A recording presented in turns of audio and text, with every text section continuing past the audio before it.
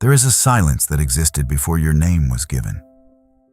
Before your mother held you, before your first breath filled this body, before the world pressed its weight against your skin. There was something. Not nothing. Something. A current. A pulse. A thread of awareness moving through the fabric of time itself. Older than any memory you carry, and deeper than any thought you have ever known. Tonight, we are going to walk together into that silence.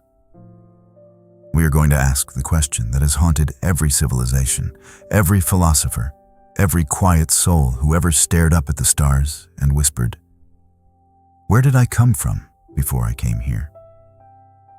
This is not an idle question.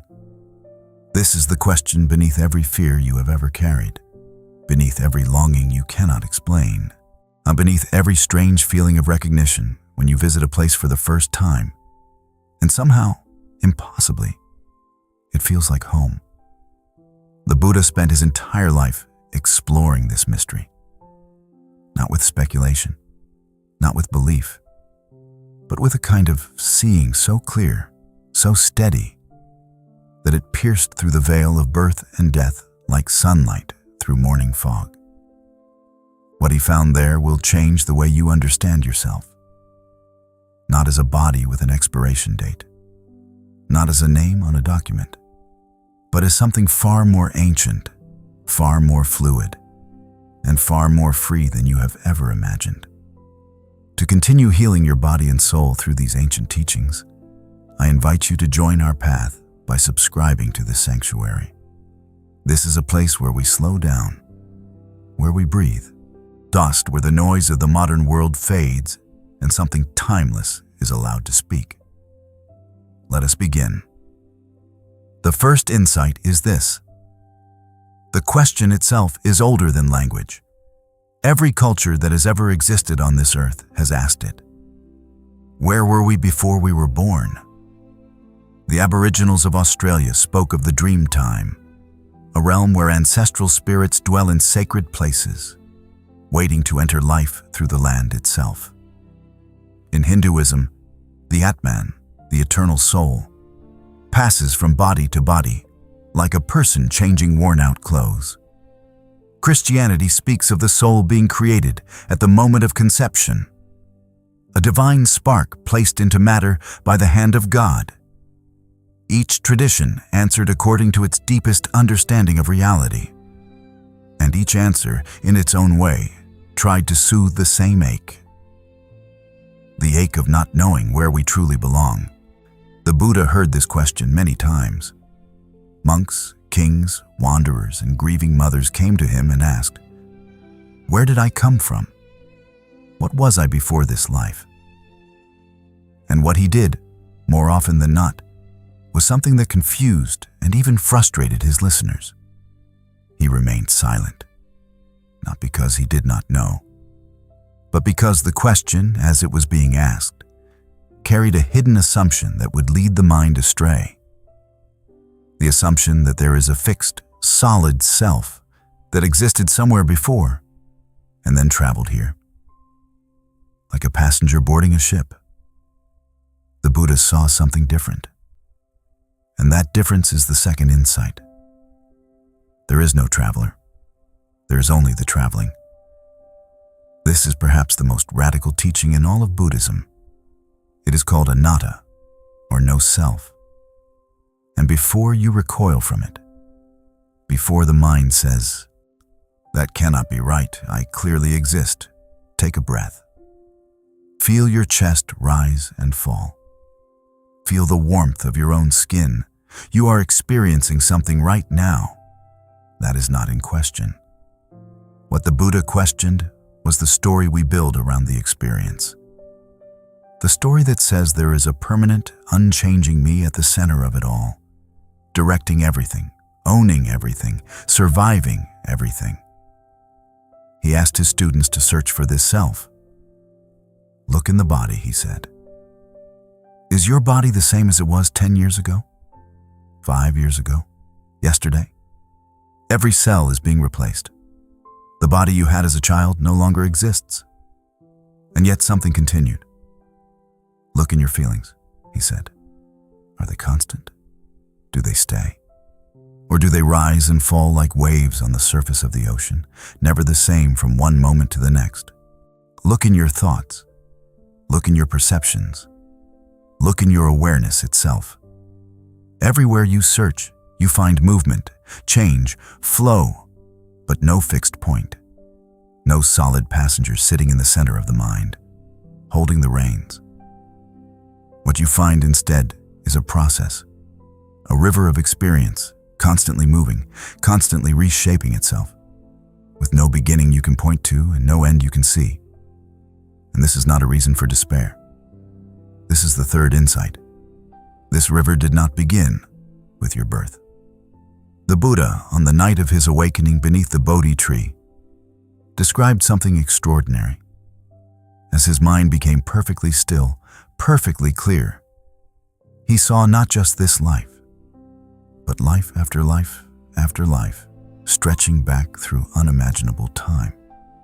He recalled names, families, the food he ate, the joys and sorrows he experienced, across what he described as countless births.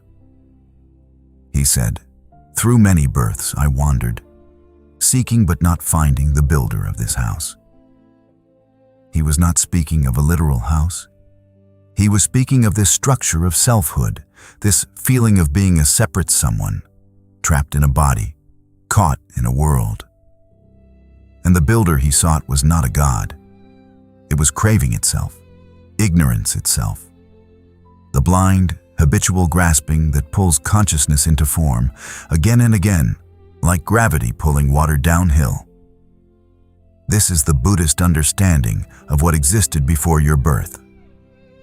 Not a soul waiting in heaven, not a blank nothing, but a stream of consciousness, shaped by every intention, every action, every unresolved longing from lives you cannot remember. Take a slow breath here. Feel the air enter your nostrils. Feel it fill your lungs. Feel the subtle pause at the top of the inhale, that brief, weightless moment where nothing is happening at all. In that pause, you are touching something that has always been here, something older than this body. The fourth insight asks us to look at the evidence, not with blind faith, but with honest curiosity. At the University of Virginia, a team of researchers spent more than 50 years studying children who spontaneously remember previous lives. Dr. Ian Stevenson, and later Dr. Jim Tucker, documented over 2,500 cases from cultures all around the world. These were children, typically between the ages of 2 and 6, who began describing people, places, and events from a life they had never lived. They gave specific names. They described houses they had never visited. In some cases, they led researchers to locations they had never been and recognized people they had never met. One of the most well-known cases is that of a girl named Shanti Devi, born in Delhi in 1926. From around the age of 4, she began speaking of a previous life in a town called Mathura. She named her former husband. She described their home. She recounted the details of her death during childbirth. When investigators finally brought her to Mathura, she recognized her former husband and members of her previous family. These cases do not prove reincarnation in the way a laboratory experiment proves a chemical reaction. But they open a door. They suggest that consciousness may not be as tightly bound to the brain as we have assumed. They whisper that the river does not begin at birth and does not end at death. And this brings us to the fifth insight. How does this river flow from one life to the next? The Buddha used an analogy that is deceptively simple. Imagine lighting a candle from another candle. The flame on the second candle is not the same flame as the first, but it is also not entirely different. There is a causal connection. The first flame created the conditions for the second. This is how consciousness moves between lives, not as a soul being transplanted from one body to another, but as a pattern of energy shaped by karma, continuing to unfold. The mind stream at the moment of death does not vanish. It transitions. The quality of the final moments of awareness, whether filled with peace or panic, with love or with clinging, profoundly influences what comes next. Tibetan Buddhism describes this transition in extraordinary detail. And after the body dissolves, consciousness enters a state called the bardo, an intermediate space between death and rebirth. It is described as dreamlike, vivid, and 7 times clearer than ordinary waking awareness. In this space, the unresolved patterns of a lifetime rise up like weather, and the consciousness, drawn by the gravity of its deepest habits, moves toward its next form. Feel your feet on the ground right now. Feel the weight of your body pressing downward. Feel the solidity of the earth beneath you. You are here, in this body, in this life. And everything that brought you here, every choice, every action, every intention across uncountable lives, is woven into this very moment. The 6th insight is the one that changes everything. Karma is not punishment, it is physics. The word karma simply means action, specifically, unintentional action. Every time you act with intention, whether through thought, word, or deed, you create an imprint in the mind stream. These imprints are like seeds planted in soil. Some sprout quickly, others lie dormant for years or even lifetimes, waiting for the right conditions to bloom. The Buddha said, "I am the owner of my actions, heir to my actions, born of my actions." This is not a mystical statement. It is a description of how cause and effect operates at the deepest level of consciousness. The circumstances of your birth, the family you were born into, the challenges you face, the gifts you carry, none of it is random, and none of it is punishment or reward from some external judge. It is the natural unfolding of seeds you yourself have planted. This can be a difficult teaching, especially when we look at the suffering in the world and ask, did that child choose this? The answer is not so simple. Karma is not a single cause producing a single effect. It is an incomprehensibly complex web of countless actions, from countless lives, interacting with present conditions. No single event can be traced to a single cause. And the Buddha was very clear. Karma does not mean we blame those who suffer. It means we understand that actions matter, that what we do with this life shapes what comes next.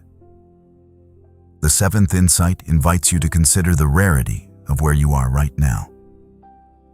The Buddha once told his students to imagine a vast ocean stretching to every horizon. Somewhere on that ocean floats a single wooden yoke with a hole in its center. And when deep beneath the surface swims a blind turtle who rises to the surface once every 100 years. The chance of that turtle surfacing with its head through the hole in that yoke, the Buddha said, is comparable to the chance of being born as a human being. Let that settle for a moment. This life, this human life, with all its pain, all its confusion, all its ordinary, unremarkable moments, is rarer than we can comprehend. Not because the universe favors us, but because the conditions required for human birth, the precise balance of suffering and joy, of challenge and capacity, are extraordinarily difficult to assemble. And the reason this rarity matters is that human life is uniquely suited for awakening. Beings in higher realms are too comfortable to seek truth. Beings in lower realms are too overwhelmed by pain to practice. Only here, like in this middle ground, do we have both the motivation and the freedom to walk the path. Take another breath, deeper this time. Let the air reach all the way down to your belly, hold it gently, and release. You are here. Against all odds, you are here. And that is not an accident. The eighth insight turns the mirror inward. If karma shapes our rebirth, then what we do today is shaping our tomorrow. Not just tomorrow in this life, but tomorrow across lifetimes. The Buddha recommended 5 reflections to be practiced every single day. I am of the nature to grow old. I cannot avoid aging. I am of the nature to become ill. I cannot avoid illness. I am of the nature to die. I cannot avoid death. All that is dear to me and everyone I love are of the nature to change. I cannot avoid being separated from them. I am the owner of my actions. My actions are the ground on which I stand. These are not morbid thoughts. They are the most honest, most liberating truths a human being can sit with. Because when you truly accept impermanence, something remarkable happens. The small complaints fall away.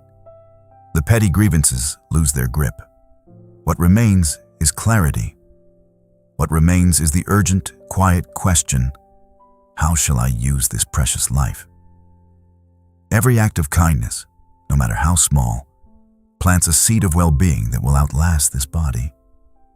Every moment of patience in the face of frustration softens the patterns that bind us to suffering. Every time you choose awareness over autopilot, you are not just improving this life. You are shaping the trajectory of your consciousness across time. The 9th and final insight is the one the Buddha pointed to with everything he ever taught. You are not here to discover who you were before. You are here to wake up now. The Buddha did not teach about past lives so that we would become fascinated with our cosmic history.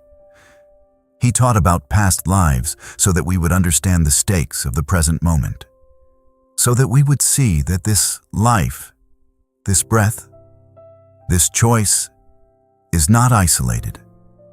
It is connected to everything that came before and everything that will follow. The stream of consciousness that brought you here did not begin with your birth, and it will not end with your death.